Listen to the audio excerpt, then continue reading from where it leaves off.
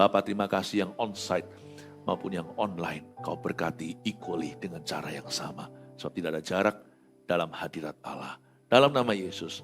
Amin. Puji Tuhan. Hari ini kita akan belajar firman Tuhan dari Yohanes 14. Dibuka dulu. Ambil Alkitab. Dan saya berikan tema saat teduh kita, apakah Yesus satu-satunya jalan ke sorga? Sebab pendirian kita tentang Dia menentukan hidup kekal kita. Perbedaannya itu sorga dan neraka bukanlah di tengah-tengah. Kita semua itu setelah kita mati atau meninggal dunia, kita akan berakhir di suatu tempat. Bukan karena bukan karena kata pendeta, tapi karena tertulis dalam firman Allah. Karena itu jangan sampai kita itu terkilir di kristologi. Ini bukan sekedar teologia. Tapi ini pengenalan yang benar akan keselamatan jiwa. Buat apa kita memperoleh seluruh dunia tapi kita binasa? Karena itu jangan sampai kita kesandung sama satu batu penjuru ini, yaitu Yesus Kristus. Kalau sampai kita tersandung, kita nggak mungkin ada harapan diselamatkan. Karena Yesus, saya kasih bocoran dulu sebelum nanti saya lanjutkan, Yesus satu-satunya jalan, nggak ada jalan lain. Nggak ada. Kita bisa dikecam dunia kalau kita ngomong begitu, tapi saya nggak pedulikan. Karena itu bagi saya keyakinan, asal saya tidak menjelek-jelekkan orang lain, ya kan? Tapi saya yakin bahwa hanya ada satu jalan ke sorga, yaitu Yesus Kristus Tuhan. Jangan-jangan kita semua di sini yang mengaku Kristen pun, atau yang sudah dari kecil di gereja bahkan, kita masih belum memastikan di hati kita. Kepercayaan kita itu masih belum mantap sama Tuhan. Karena kita merasa, iyalah Yesus salah satu jalan. Kalau sampai kita begitu, bahayanya adalah jangan sampai nanti kita menyadarinya terlambat sudah. Telat kalau kita sudah meninggal dunia. Jangan resiko kalau namanya akhirat.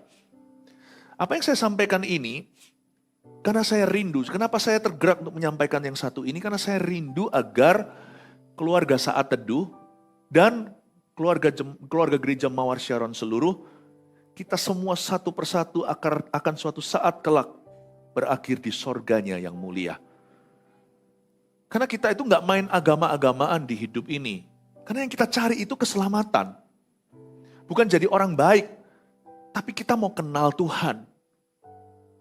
Tuhan yang akan menjadikan kita orang baik, tapi kenal Tuhan dulu. Kita nggak bisa diselamatkan karena kesalehan, kebaikan, amal sosial kita. Nggak bisa masuk sorga kalau kita nggak kenal dengan yang punya. After all, kebaikan manusia itu semu, belum teruji. Kebaikan manusia itu seperti kain kotor, kata Alkitab. Karena itu jangan pernah kita itu puas hanya jadi orang baik. Temukan kebenaran soal keselamatan. Saya ingin keluarga saat teduh bersama dan jemaat gereja Mawar Sharon yang saya gembalakan, kita semua suatu hari kelak sungguh-sungguh atau sungguhan masuk sorga. Percuma kita percaya atau apa, percuma kalau kita melakukan liturgi agama kita, kalau ujungnya kita binasa, ya kan?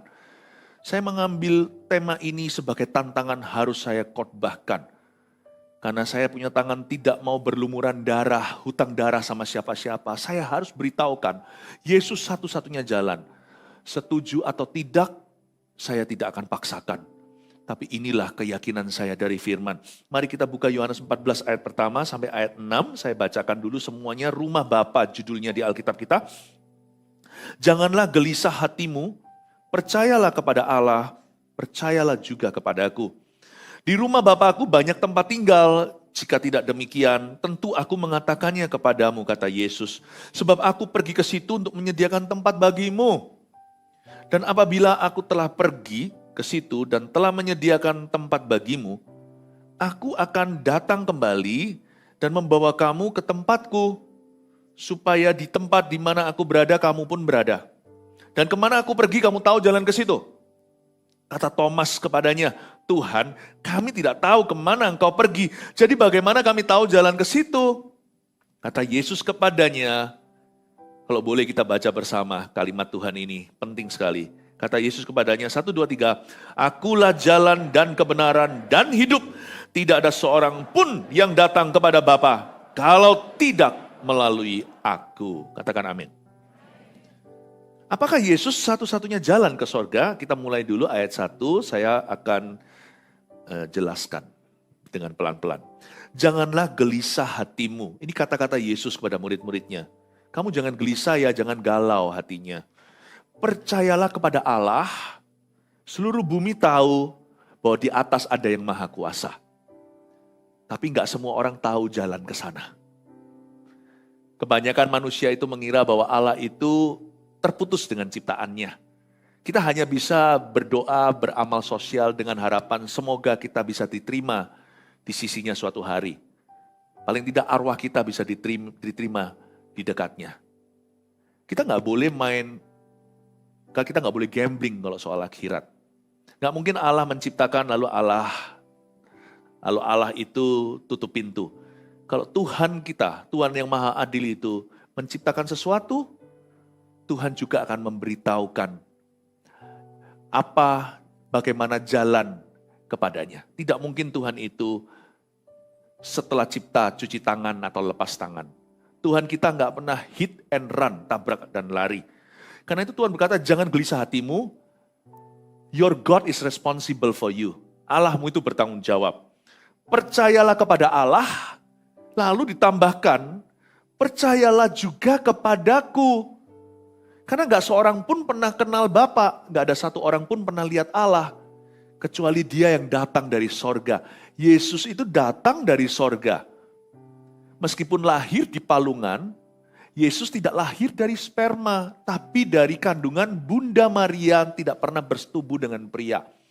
Yesus itu 100% manusia, tapi kelahirannya itu ajaib, ini bayi ajaib satu-satunya.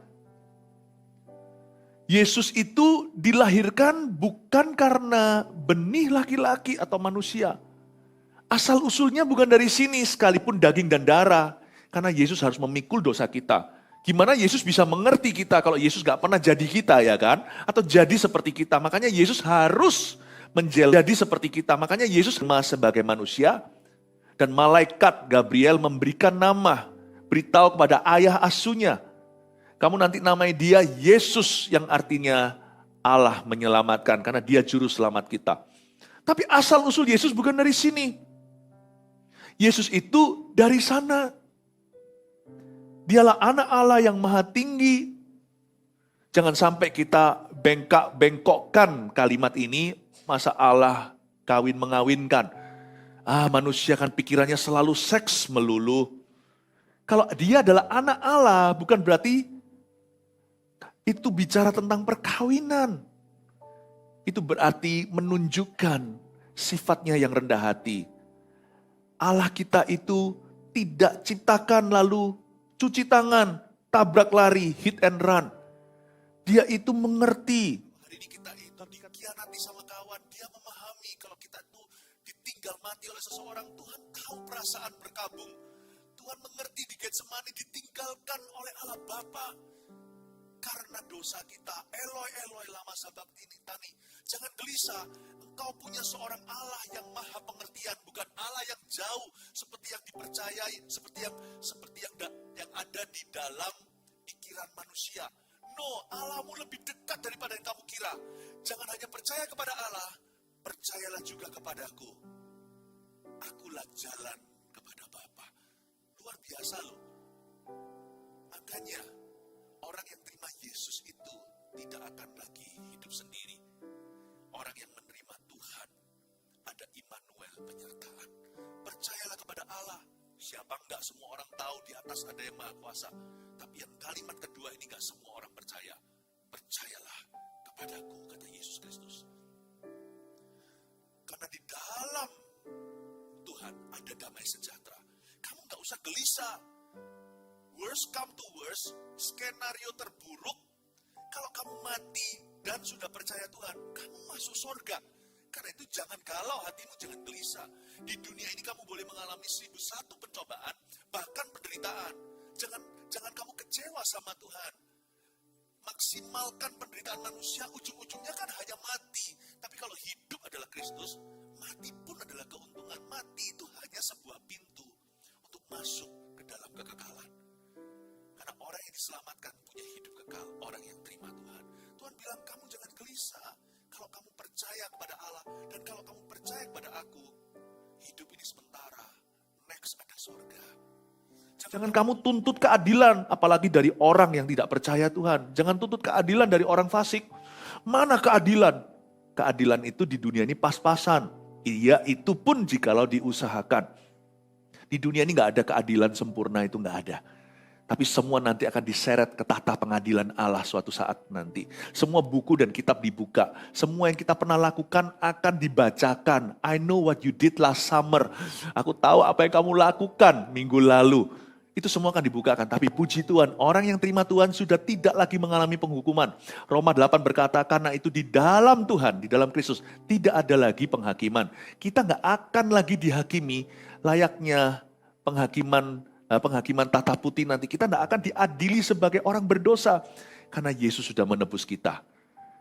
Pengadilan orang percaya suatu hari itu hanyalah berupa upah. Bukan lagi kamu masuk neraka atau diselamatkan masuk surga. Karena ketika kita percaya Tuhan, kita sudah diselamatkan. Suatu hari nanti kita menghadap Tuhan itu hanya mendapatkan mahkota kita. Sesuai dengan apa yang kita lakukan di bumi, di hidup yang sementara. Puji Tuhan loh, saya gak takut mati, mau tahu kenapa? Karena saya tahu kalau saya merem di sebelah sini, yang sambut saya adalah Yesus. Jiwaku udah gak terhilang lagi. Karena itu, orang yang punya Yesus tidak takut mati. Mungkin kita takut prosesnya mati ya kan? Kalau misalkan kita jatuh dari tempat tinggi, ya gak diimani. Kalau ada kecelakaan pesawat, siapa gak takut sih? Mungkin proses matinya semua orang bisa gentar.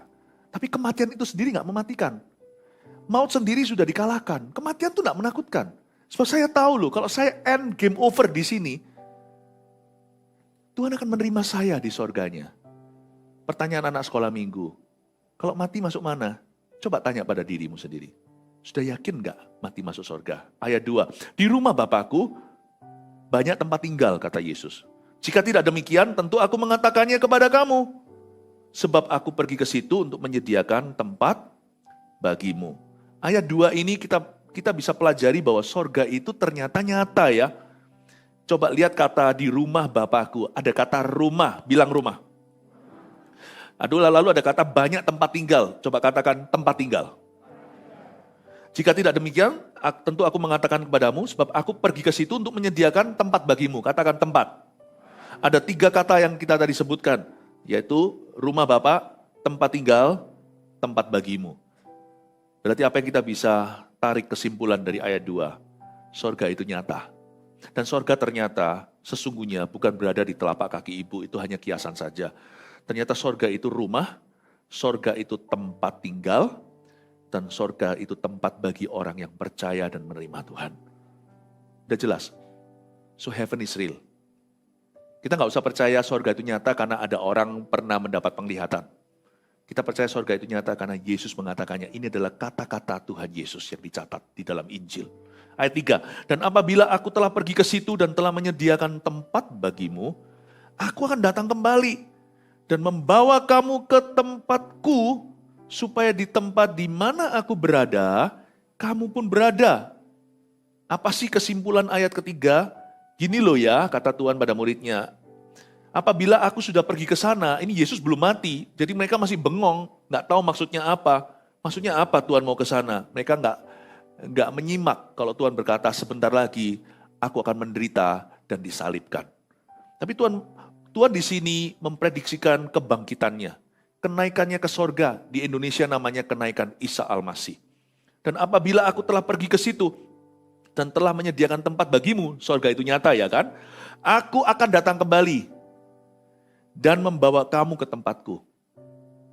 Beneran kita semua itu akan pergi ke sana suatu hari. Tapi yang pasti bukan melalui jalur bunuh diri. Gak mungkin kita itu mengakhiri hidup kita. Nanti Tuhan bisa berkata, loh aku gak panggil nomormu kok kamu tiba-tiba muncul di hadiratku, itu gimana? Tuhan bisa tanya, siapa yang suruh kamu ke sini? Waktumu belum tiba. Iya kalau untung-untungan Tuhan bangkitkan. Atau gagal percobaannya. Jangan bunuh diri. Bunuh diri itu setan. Tapi kita semua itu harus berbuah, bukan bunuh diri tapi berbuah di hidup ini. Kembangkan talenta, layani Tuhan. Di hidup yang sementara, dunia yang semakin parah, kita tetap berbuah. Karena kita nggak melekat pada dunia, kita ini carang yang melekat pada pokok anggurnya yaitu Yesus Kristus. Kita pasti akan berbuah lebat. Kalau waktu kita sudah tiba suatu hari, entah caranya gimana kita mati, semua kita akan dipanggil Tuhan kalau Tuhan belum datang kembali. Tuhan bisa datang kembali hari ini, besok kita nggak tahu, nggak ada orang bisa prediksi waktu. Tapi kalau sudah giliran kita, we must be ready, saya harus siap. Kalau suatu hari kita dipanggil, lebih tua atau lebih muda daripada yang diduga, kita semua harus ready. Kita semua itu akan pergi ke sana. Aku akan datang kembali dan membawa kamu ke tempatku. You are going to heaven. Supaya di tempat di mana aku berada, kamu pun berada. Dari ayat 3 kesimpulan yang saya ambil adalah, sorga itu nyata ya kan? Dan kita bisa ke sana. Kita bisa ke sana. Masa Pastor Philip bisa ke sorga? Tapi kan gak ada orang pernah datang dari sorga. Saya gak tahu. Semua orang-orang teman-teman saya, keluarga handai taulan yang meninggal dunia, saya gak bisa bangunin. Bangun. Kamu lihat apa? Mati ya mati. Tunggu dulu, ada satu. Kalau Anda percaya. Dia dari mati kembali. Namanya Yesus. Dan sebelum lahirkan, bukan dari sperma manusia. Tuhan Yesus itu Alfa Omega, yang awal dan akhir. Dari dulu sudah ada. Makanya Yesus mau dirajam batu oleh orang Farisi, mau tahu kenapa? Karena mereka menantang Tuhan kan, masa kamu lebih pangkat dari Bapak Abraham, lebih pangkat dari Musa? Dan Yesus menjawab dalam bahasa Inggris yang gini, before Abraham, I am. Luar biasa loh. Kalau bahasa Indonesianya diterjemahkan gini, sebelum Abraham ada, aku ada. Wah, dianggap menghujat. Hanya orang yang mengaku dirinya Allah yang berkata begitu. Masa dia itu sebelum Abraham sudah ada, wong umurnya masih 32, 31, 32, 33 waktu itu kan masa-masa Yesus melayani. Di dalam sejarah tercatat public ministry atau pelayanannya secara publik. Usia-usia 30-an. Dia bilang orang ini kok sok-sokan, dia kira dia siapa? Dan Tuhan berkata, kamu gak percaya gak apa-apa. Ini orang mati ku bangkitkan. Mereka melihat, mereka tetap gak mau percaya. Orang bisu berbicara, orang buta melihat. Mereka gak percaya. Tuhan muncul pun di depan mereka, mereka gak percaya karena darah daging. Mereka hina. Mereka maunya itu Allah yang gagah. Kalau sungguhan Allah turun dalam kesuciannya, mati itu semua orang Farisi. Semua orang berkata, kalau memang Allah itu ada, tunjukkan. Tunjukkan dirimu kepada aku. Jangan doa gitu, saudaraku. Kalau sampai Allah muncul di depanmu, hai orang berdosa, langsung kau mati kutu di tempat. Langsung dibuang ke neraka. Makanya Tuhan datang dalam kelemahan. Bukan kelemahan dosa, kelemahan daging. Tuhan datang sebagai manusia. Percayalah, kalau Allah menjelma sebagai salah satu kita kepada milik kepunyaannya. Yohanes 1, jangan tolak dia, jangan cinta kegelapan. Sebab milik kepunyaanku menolak aku, tapi barang siapa menerima dia, diberinya kuasa untuk menjadi anak-anak Allah. Kalau Tuhan datang dalam kelemahan adalah untuk menjemput kita. Tapi kalau Tuhan datang dalam kegagahan, seperti yang diharap-harapkan oleh orang Farisi itu, adalah untuk menghakimi. Mau yang mana? Tuhan yang kuat atau Tuhan yang rendah hati? Suatu hari Tuhan akan datang kembali. Dan waktu dia datang dengan sangkakalanya, sudah gak datang lagi seperti gaya pertama di palungan. Gak bisa lagi dihina, gak bisa lagi dipukul, disalib, kemudian Tuhan mati hanya sekali untuk selama-lamanya. Pada saat itu penghakiman. I'm ready, saya siap. Saya siap untuk hari itu, tapi kalau hari itu belum datang saya mati, I'm ready to die itu. Saya siap untuk meninggal dunia. Tapi saya jangan dulu meninggal dunia, karena masih dibutuhkan oleh Gereja Mawar Sharon dan keluarga Saat Teduh. Anda juga jangan dulu, keluargamu membutuhkan, keluarga kita semua membutuhkan kita. Panjang umur ya. Amin. Dan ayat yang keempat, dan kemana aku pergi kamu tahu jalan ke situ. Kata Thomas kepadanya, Tuhan kami tidak tahu kemana engkau pergi. Jadi bagaimana kami tahu jalan ke situ? Ayat 4 dan 5 kita pelajari bahwa ternyata kita sebagai manusia tidak tahu jalan ke sana. Makanya Thomas itu mewakili kita. Thomas si ragu-ragu. Tuhan kami nggak tahu jalan ke situ. Bagaimana kami tahu jalan ke sana? Makanya itu ada Yesus. Ayat 6. Inilah perbedaan kekristenan. Jikalau yang lainnya, kita yang harus menjemput Tuhan dengan berbagai macam persembahan. Dengan berbagai macam perbuatan-perbuatan baik. Hanya satu saja, yaitu dalam Christianity. Dalam Injil. Keselamatan dunia itu ceritanya begini. Allah yang menjemput kita. Luar biasa ya. Kata Yesus kepadanya, akulah jalan dan kebenaran dan hidup. Tidak ada seorang pun yang datang kepada Bapa kalau tidak melalui aku. Saya kasih bocorannya dulu. Ayat 6 ini langsung tutup buku. Yes, ya, Yesuslah satu-satunya jalan kepada Bapa. Yesus satu-satunya jalan ke sorga. Dan Yesus adalah Tuhan. Saya kasih 3 poin. Supaya kita hari ini mantap betul keselamatan kita. Tujuannya 2. Supaya orang yang sudah kenal Tuhan semakin yakin, tolong sudah dimeteraikan. Gak usah halaman keselamatan dibolak-balik lagi. Saya sudah tutup buku. Kalau soal Yesus tidak ada negosiasi. Saya sudah percaya tidak bisa tawar-menawar lagi. Supaya tidak ada satupun anak-anak Tuhan yang kelihatan Kristen di luar, tapi dalamnya belum diselamatkan. Masih ragu-ragu sama Tuhan. Masih kesandung Yesus Kristus. Tapi alasan kedua kenapa hari ini saya berikan 3 poin ini adalah supaya yang belum kenal Yesus menerima Tuhan hari ini. Yang pertama, apakah Yesus satu-satunya jalan ke sorga? Saya kasih statement kalimat ini dulu. Jikalau tidak, Yesus bukan satu-satunya jalan ke sorga, berarti Yesus mati sia-sia. Saya kasih satu ilustrasi begini untuk kita berpikir. Ini penting sekali karena ini keselamatan. Khotbah-khotbah yang lain di saat teduh bersama atau di gereja Mawar Sharon nanti itu semua tambahannya. Tapi ini fondasi, dari waktu ke waktu saya harus ingatkan. Buat apa Anda tahu bagaimana caranya diberkati, gimana caranya jadi bahagia kalau ujungnya masuk neraka. Makanya dengarkan firman ini penting sekali. Sekali-kali saya harus bicara tentang kristologi. Jikalau tidak berarti Yesus mati sia-sia. Coba saya kasih ilustrasi begini. Misalkan kalau ada satu orang itu nggak punya harapan. Satu-satunya jalan untuk menyelamatkan orang itu yaitu dengan menyerahkan anak kita sendiri. Kalau orang itu sudah berada di barisan hukuman mati. Satu-satunya jalan untuk menjemput dia keluar dari penjara adalah kalau saya kasihkan anak tunggal saya. Sudah saya bolak-balik cari cara-cara lain. Apakah ada jalan tikusnya? Adakah jalur alternatifnya untuk menyelamatkan si tahanan atau tersangka atau penjahat itu? Satu-satunya yang bisa melepaskan dia adalah kalau saya serahkan putra saya yang tunggal untuk selamatkan dia. Lalu setelah saya serahkan, anak saya mati demi orang itu, lalu baru saya tahu ada jalan lain, konyol kan?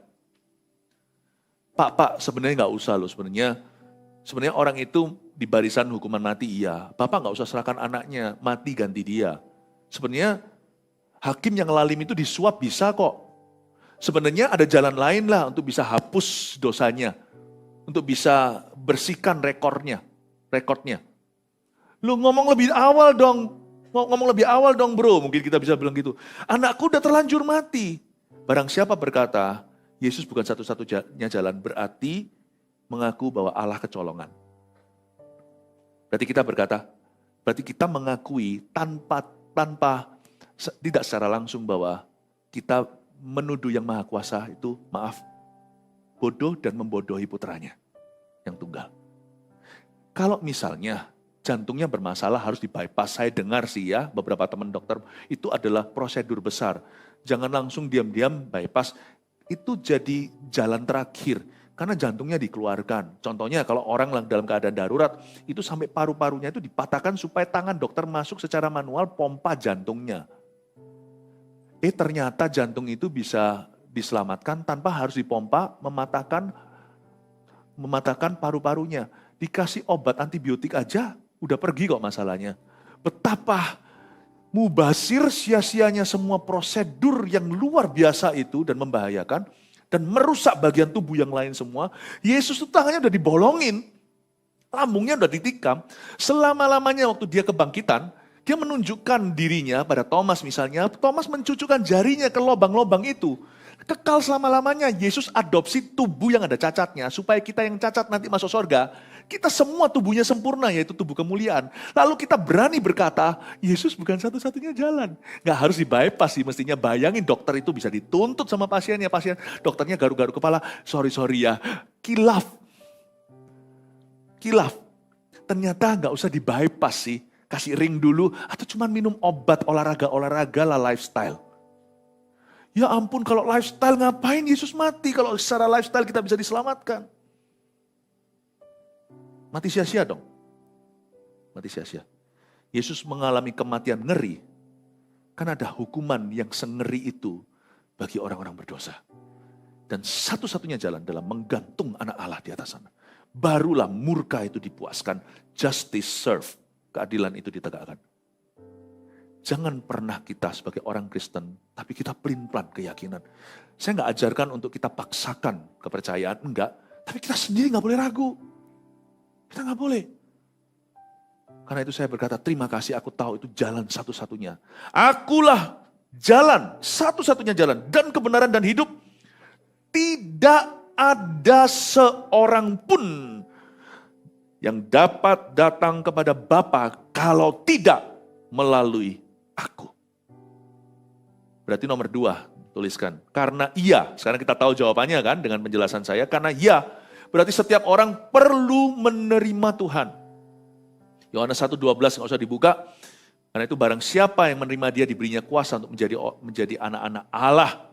1 Yohanes 5 juga berkata seperti ini, dan ini tandanya orang yang percaya kepada anak Allah itu, yaitu ada kehidupan kekal di dalam anak Allah itu, ada kesaksian dalam hatinya bahwa dia memperoleh hidup yang kekal. Saya keyakinan saya kalau saya suatu hari masuk surga karena Yesus ini, karena Yesus di dalam hatiku. Bukan saya pelajari dari university atau dari kuliah. Saya nggak belajar dari buku mana-mana, itu iman yang diletakkan di sini, berupa damai sejahtera tidak gelisah, ketika seseorang menaruh percaya kepada Yesus dan Yesus saja. Saya ragu nggak semua orang yang mengaku dirinya Kristen itu sungguh-sungguh percaya Yesus. Makanya hari ini saya tantang keyakinan kita supaya kita rombak semua keraguan agar kita semua memperoleh iman yang teguh, yaitu keselamatan. Karena iya, setiap orang perlu menerima Tuhan. Masa sih Pastor Philip, kalau teman saya baik perlu terima Tuhan enggak? Jangan lupa kita semua, hai keturunan Adam dan Hawa, kita itu punya dosa asal. Dosa asal itu sebelum kita jatuh dalam dosa perbuatan. Semua kita itu udah ada kecenderungan. Waktu kita lahir, ya, waktu kita baby, waktu kita jadi batita, bayi 3 tahun atau 5 tahun, waktu kita sudah bisa membuat putusan sendiri. Siapa sih yang ajari setelah makan cookie, ya ini semua kotor semua, ada coklat-coklatnya, mama pulang dan berkata, hayo siapa makan? Siapa ajari dia berbohong? Nenek moyang, Adam dan Hawa, daging, bibit, bobot, bebet, nggak bisa menipu. Dosa awal itu kelihatan, lucu waktu kecil, nanti besar. Dustanya bukan lagi cookie, tapi jinah atau simpanan. Bapak, Ibu, Saudara, keluarga saat itu yang saya cintai, kita semua tidak bisa pungkiri, we're all sinners, kita semua orang berdosa. Dari sejak bayi kita, tapi kan nggak adil. Enggak lah, karena kita sendiri juga membuat keputusan untuk berdosa. Nantinya kita bangun karir sebagai seorang pendosa. Roma 3:23 berkata, because all have sinned, karena semua orang telah berdosa, karena semua orang adalah seorang pendosa, dan ia telah jatuh dari kemuliaan Allah, dan upah dosa ialah maut, tetapi kasih karunia Allah adalah hidup yang kekal di dalam anak Allah yang tunggal, yaitu Yesus Kristus. Karena setiap orang perlu menerima Tuhan. Saya kasih hikmat satu lagi, kalau kita itu kita yakin ya kan Yesus sebagai juru selamat kita. Yang sekarang kita langsung ke poin ketiga dulu. Karena setiap orang perlu menerima Tuhan. Nah, sekarang masuk ke bagian kita. Bagian kita adalah, tulis ini, beritakan Injil dengan cara yang sopan. Beritakan Injil itu baik tidak baik waktunya, tetapi tidak boleh dengan cara yang tidak berhikmat. Maksud saya begini, saya tetap pegang pada keyakinan saya, tapi jikalau suatu saat saya dengan teman-teman saya, rekan-rekan yang bukan orang Kristen atau anak Tuhan, lalu dalam sebuah acara gimana, saya akan menolak untuk mencampur baurkan keyakinan saya dengan kemanusiaan. Saya kasih sedikit hikmat. Maksudnya, jikalau dalam sebuah acara tersebut, semua orang sebut, misalkan orang Kristen sebut shalom, lalu setiap orang punya sebutan sendiri, saya tidak akan samakan Tuhan saya dengan yang lainnya. Karena saya tahu dia satu-satunya jalan. Tapi saya juga nggak boleh sok-sokan. Karena pada saat seperti itu tenggang rasa dibutuhkan. Tanpa saya harus kompromikan.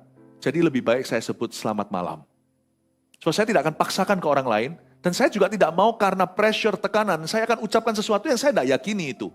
Saya harus keluarkan kalimat-kalimat, kata-kata yang saya sebagai anak Tuhan, saya punya sebutannya sendiri. Paham maksud saya? Memang memberitakan Injil itu harus selalu setiap waktu, namun demikian juga tidak boleh di dalam konteks yang salah, yang tidak tepat. Misalnya kalau saya sama-sama melakukan suatu tindakan kemanusiaan dengan orang-orang yang tidak semuanya anak-anak Tuhan, dengan orang-orang dari kepercayaan berbeda-beda, mas saya akan hargai. Kemanusiaan saya lakukan sebagai manusia, sebagai good citizen. Saya tidak perlu pastikan semuanya, ayo kita semua doa menurut kepercayaan masing-masing, itu juga nggak perlu. Karena kita tahu, namanya peperangan rohani, karena kita tahu, doa itu apa seperti yang diajarkan firman Allah. Saya akan hargai, saya tidak akan mengganggu, tapi saya akan lakukan kemanusiaan itu tidak perlu pakai embel-embel Tuhan. Karena ini konteksnya tidak tepat, Tuhan yang kuyakini disamakan. Saya tidak akan lakukan itu. Saya tidak akan lakukan. Saya akan lakukan sebagai kemanusiaan untuk menghormati dan menghargai. Waktu itu saya sementara sembunyikan iman saya, bukan takut orang lain tahu saya Kristen, tapi itu bukan waktunya saya gembar-gemborkan kekristenan. Karena saatnya saya harus jadi manusia yang baik kepada orang lain. Paham maksud saya? Semoga Anda bisa dapat hikmat seperti ini. Karena banyak orang Kristen di dalam masyarakat tidak bisa menempatkan diri, lebih tepatnya tidak bisa menempatkan Tuhan yang dia cintai itu. Karena bagi saya ini bukan roh agamawi. Kekristenan itu bukan agama semata. Kekristenan itu keselamatan dan kehidupan kekal. Bagian kita beritakan Injil dengan cara yang sopan. Jangan lupa ya, Injil disebut Injil damai sejahtera. Berarti kita harus membuat orang lain damai. Lakukan dengan cara yang positif. Jadilah berkat dulu dan solusi buat orang lain. Kita tidak perlu paksakan kehendak. Beritakan Injil dengan sopan. The gospel of peace. Injil disebut Injil damai sejahtera. Berarti kita harus jadi berkat dulu. Bersaksi itu bukan pertama-tama mulut. Tapi bersaksi itu pertama-tama kehidupan. Lalu mulut juga. Karena itu jangan pernah memberitakan cheap gospel atau Injil yang murahan. Ayo kamu ikut Tuhan supaya kamu gini. Nanti ya saya doakan kalau kamu sembuh kamu jadi Kristen ya. Jangan begitu. Tuhan pun tidak pernah begitu. Tuhan sembuhkan 9 kusta tidak kembali. Tuhan tetap sembuhkan. Jangan campur baurkan. Injil yang kita beritakan itu expensive. Jangan beritakan cheap gospel atau Injil murahan. Jangan. Ya. Dan yang satu lagi yang tadi beritakan Injil dengan cara yang sopan, saya kasih satu hikmat ekstra. Namun demikian pada waktu diharuskan kita harus buka mulut dan cerita tentang keyakinan kita.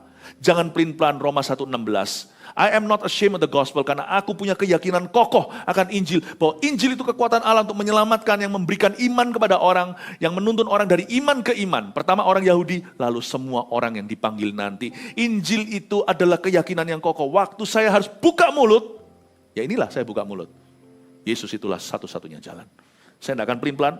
Don't be ashamed, jangan terintimidasi. Tetap kita dengan sopan berkata, I believe Jesus is the only way. Yesus adalah satu-satunya jalan. Dan statement kalimat itu harus Anda pertahankan karena itu keselamatan.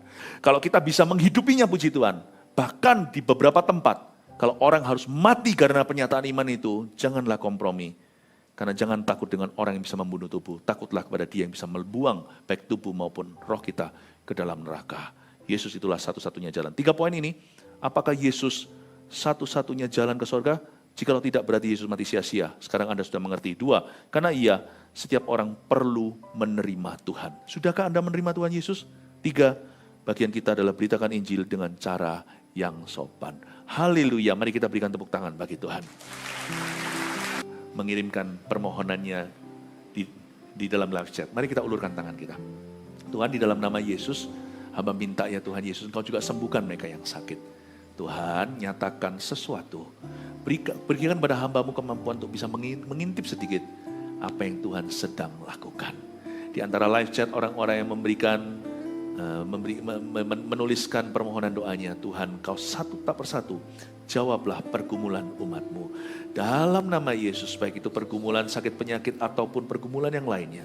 Di dalam nama Yesus, letakkan tanganmu. Saya merasakan Roh Kudus berkata bahwa wanita dengan breast cancer banyak yang sembuh di saat teduh hari ini.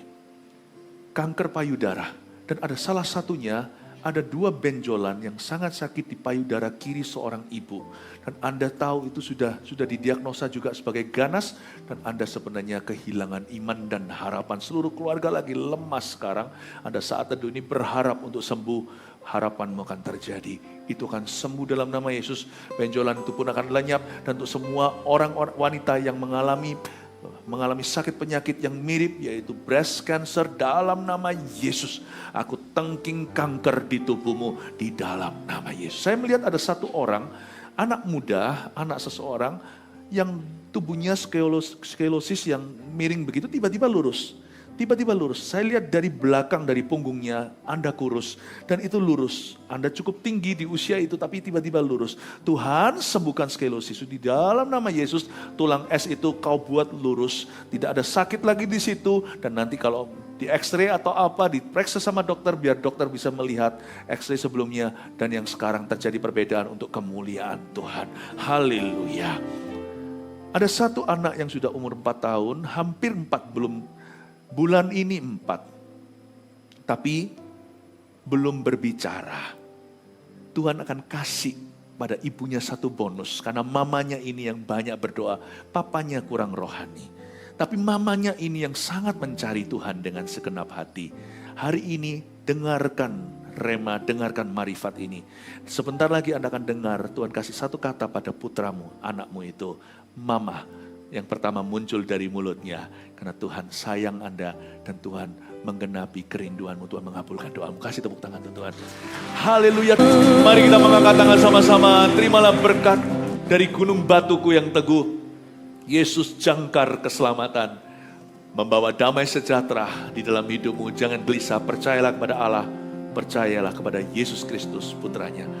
Bawalah damai sejahtera dari Allah Bapa, Putra, Roh Kudus menyertai setiap keluarga saat teduh di dalam nama Tuhan Yesus. Yang percaya sama-sama katakan, amin.